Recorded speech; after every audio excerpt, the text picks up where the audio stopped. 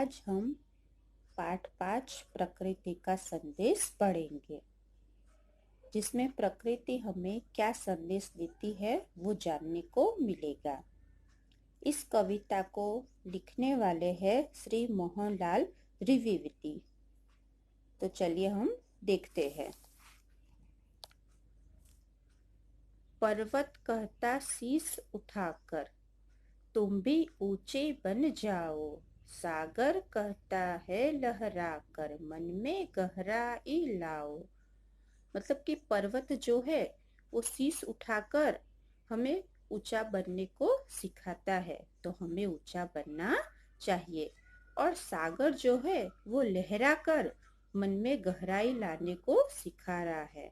मतलब कि हम खुश रहे हर वक्त और हमारे मन के भीतर एक गहराई लाए। देखिए सेकंड पैराग्राफ में, समझ रहे हो क्या कहती है, उठ उठ गिर गिर तरल तरंग, भर लो अपने मन में मीठी मीठी मृदुल उमंग। मतलब जो ये तरंग है वो हमें उठ उठ गिर गिर तरल तरंग, भर लो अपने मन में मीठी मीठी मृदुल उमंग सिखाती है।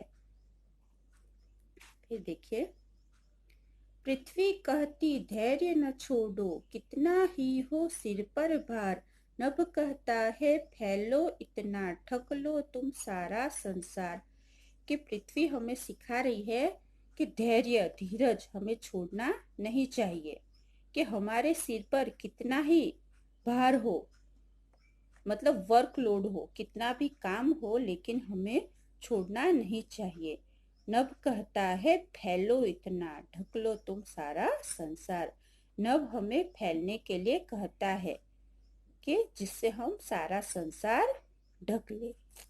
तो आपको इस कविता में समझ में आया ही होगा, ऑनलाइन क्लास में भी मैंने समझाया था। तो भी कोई डाउट हो तो फिर से आप पूछिएगा। शब्द वाटिका ये आपको अपनी नोटबुक में लिखना है कि पर्वत, पर्वत का क्या होगा, पहाड़। शीश, शीश का क्या होगा, सिर। जब हम शीश लिखते हैं तो दोनों सपेरा का स नहीं होगा। कौन सा स है ये, शरबत का। और सपेरा का इसमें होगा सिर। सिर लिखोगे तब सपेरा का स, और शीश लिखोगे तो शरबत का स। सागर, समुद्र, तरल तरंग, चंचल लहर, तरल तरंग का चंचल लहर होगा। मृदुल, कोमल, उमंग, उत्साह, उमंग क्या क्या होगा, उत्साह। पृथ्वी, पृथ्वी का क्या होगा, धरती। धैर्य का धीरज, भार, वजन बोझ। नभ का आकाश, ढक लो का छिपा लो, क्या होगा, छिपा लो। तो ये आपको शब्द वाटिका अपने नोटबुक में लिखना है, अच्छी हैंडराइटिंग में लिखिएगा। ओके। अब देखिए ये मौखिक प्रश्न है, ये भी आपको अपनी नोटबुक में लिखना है, शब्द वाटिका और मौखिक प्रश्न। तो देखिए यहाँ पे, सागर हमें क्या सिखाता है, तो मन में गहराई लाना। पृथ्वी हमें क्या शिक्षा देती है, धैर्य न छोड़ने की। आकाश हमें क्या सिखाता है, सिखाना चाहता है, तो सारा संसार छिपा ले, कि सारा संसार हमें छिपा लेने के लिए कहता है। ये आपको ये दोनों प्रश्न शब्द वाटिका और मौखिक नोटबुक में लिखना है। अब देखिए लिखित प्रश्न, पर्वत हमें क्या सिखाता है, तो सिर उठाकर ऊंचा बनना सिखाता है, कि हमें सिर उठा के ऊंचा बनना है। तरंगे हमें क्या संदेश देती है, तो अपने मन में उत्साह भरने का संदेश देती है, कि अपने मन में उत्साह हमें भरना है। धैर्य न छोड़ने की शिक्षा कौन देता है? तो धैर्य न छोड़ने की शिक्षा पृथ्वी देती है। ये आपको आपके टेक्स्ट बुक में लिखना है। ओके, लिख लीजिएगा अच्छे से। यह भाव कविता की जिस पंक्ति से स्पष्ट होता है वह पंक्ति लिखिए। तो ये आपको लिखना है प्रश्न 2 अपनी टेक्स्ट बुक में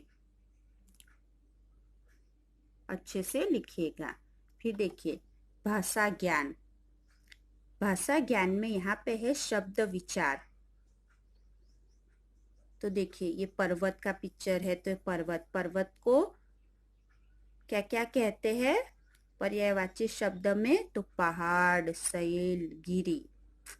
फिर सागर को, सागर का भी पिक्चर देखिए यहाँ पे है, ये है ना, ये सागर है। तो इसको क्या क्या कहते हैं?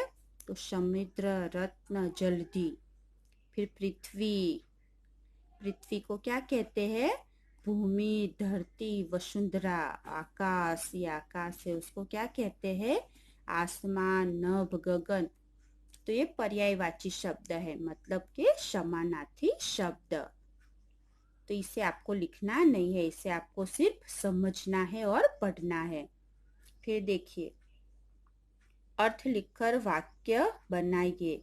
ये आपको अपने टेक्स्ट बुक में लिखना है। ये सारे अर्थ दिए हैं, उसका आपको वाक्य बनाना है। और आपको कोई भी डाउट हो तो आप ऑनलाइन क्लास में मुझे पूछिएगा। ओके, कोई भी डाउट हो तो हम उसका क्लियर कर लेंगे। और मेरा एक प्रश्न है जिसका उत्तर आपको लिखना है।